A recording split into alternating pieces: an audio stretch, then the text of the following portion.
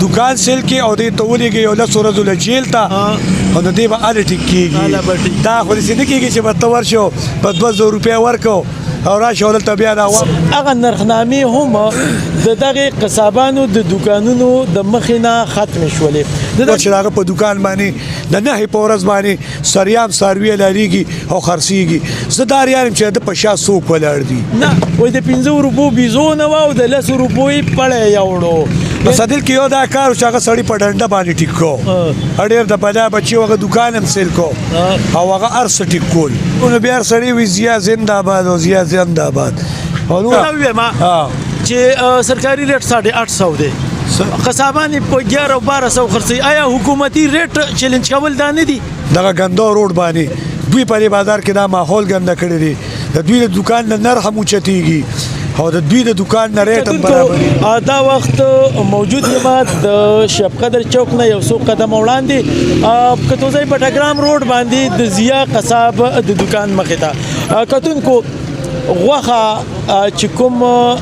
سرکاري نرخ دی د هغې 850 روپۍ دی خو ولې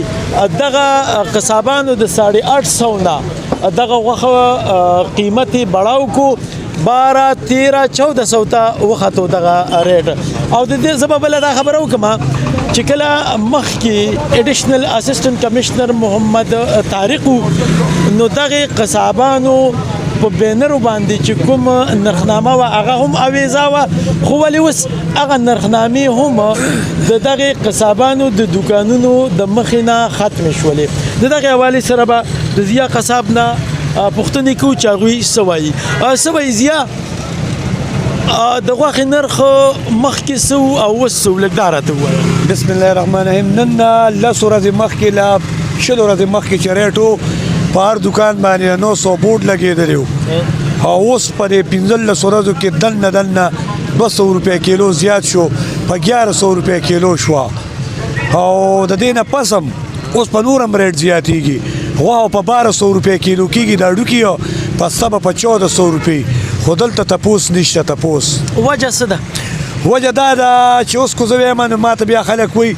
تاسو دغه خلکو خلاف یې دغه کسانو تاسو خلاف یې دغه کسانو خلاف زه نه یم دغه خلک چې دی دغه ګندو روډ باندې دوی په بازار کې دا ماحول ګنده کړی دی د دوی د دکان نه نرخ هم اوچتېږي او د دوی د دکان نه ریټ هم برابرېږي دا ټول ماحول موږ ته دوی ګنده کړی دی ورشه هلته په 1100 روپۍ کیلو د هډوکې خرڅوي پسته په 1300 روپۍ کیلو خرڅوي چې سرکاري ریټ 850 دی قصابان په 11 او 1200 خرڅي آیا حکومتي ریټ چیلنج کول دا نه دي نو سرکاري ریټ خو 900 یې موږ لرا کړی دی خو دې قوم دپاره ما راپاسېدم او موږ په لکونو روپۍ بیلې خو موږ سره څوک هم ونه درېدل او مکه خلک یې سپورټ کړي دي او هغوی پې غوښه هم ګرانوي په 1200 روپۍ کیلو ګوره 10 ورځې پس بل هفته کې ګوره په 1200 روپۍ کیلو به غوښه انشاءالله اته دا راته ووایه چې مخکې یو ډبل ای کمشنر و محمد طارق هغه وخت کې هر څه ټیک اوس خراب دي څه وجه ده بس دل کې یو دا کار چې هغه سړی په ډنډه باندې ټیک کو ډېر د بلا بچي هغه دوکان هم سیل کو او هغه هر څه ټیک کول ګوره اوس ما په تېرې شوې نهې غوښه نه ده لګولې دلته په دوکان باندې او نور په ټول تحصیل کې په ټول بازار کې په هر دوکان باندې غوښه لګېدلې وه هغوانې د ماجر دی والله که سترګې مرکي ورشي د هغه په دوکان باندې د نهې په ورځ باندې سریام څاروي لاریږي او خرڅېږي زه دا ریان چې د په شا څوک ولاړ دي نه ډبل ای کمشنر خو وایي چې زه جرمانې هم لګوم او بیا هم دغه حساب دا خلک نه منې کېږي دا د جرمانو کار نه چې دا راشي دوکان سیل کړي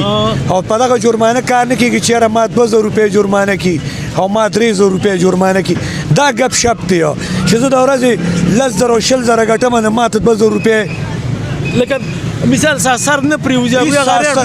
نور هم بړاوي لکه په جرمانه چې څومره لګي هغوی خوشحاله او دا چې ته راشي د دوکان سیل کړي او دې ته ولېږي یو 10 ورځو له جیل ته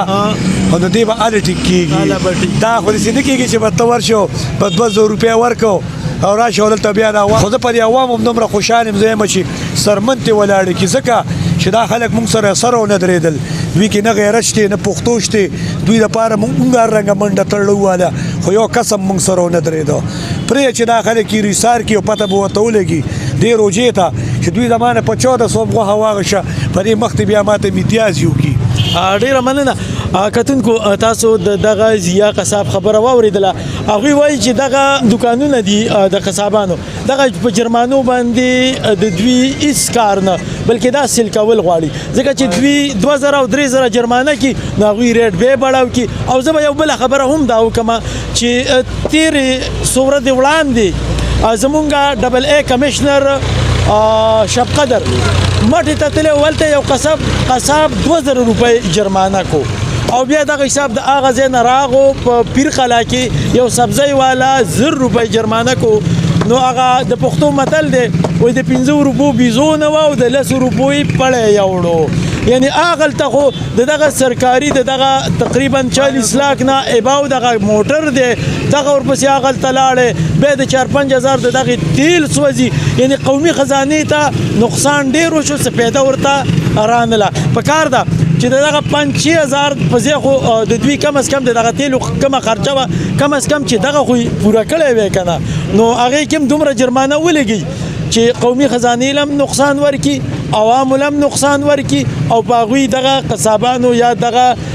کوم سبزي پروش دی په هغوی باندې څه اثر هم پرې نه باسي. نه بس که مونږ بوډ ولګو نو بیا سړی وي ضیا زنده‌باد او ضیا زنده‌باد او نوره پیدا ټول هغوی ته وځي. بس هغوی ګټه هغوی ته ځکه وځي چې غوښه ګرانه خرڅوي. چې دا واپس ولګوي ته څه وایي چې ودې لګوي پې ایچ صاحب دې روباسي او دا دې پې ولګوي ودې لګوي واپس پې د 900 بوډ ولګوي واپس پې د 900 بوډ ولګوي ولې دا څه ګوره ټول ماحول دوی موږ ته ګنده کړی دی.